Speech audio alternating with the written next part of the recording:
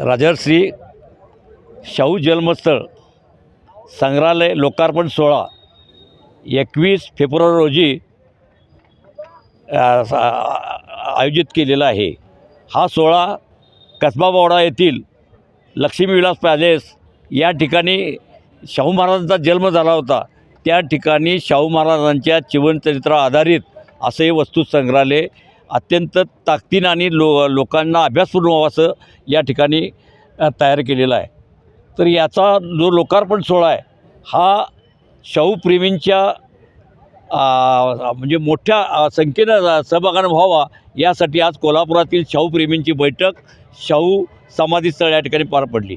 या ठिकाणी शाहूप्रेमींच्या आणि विविध समाज बांधवांच्या सूचनेप्रमाणे या ठिकाणी दसरा चौक येथून 21 फेब्रुवारी रोजी दुपारी 3 वाजता दसरा चौक येथून अत्यंत ताकदीनं सामाजिक समतेचे दर्शन, शाहू समतेची ज्योत रॅली करून केली जाणार आहे। या रॅलीमध्ये शाहूप्रेमींनी मोठ्या संख्येनं सहभागाचा निर्णय झालेला आहे।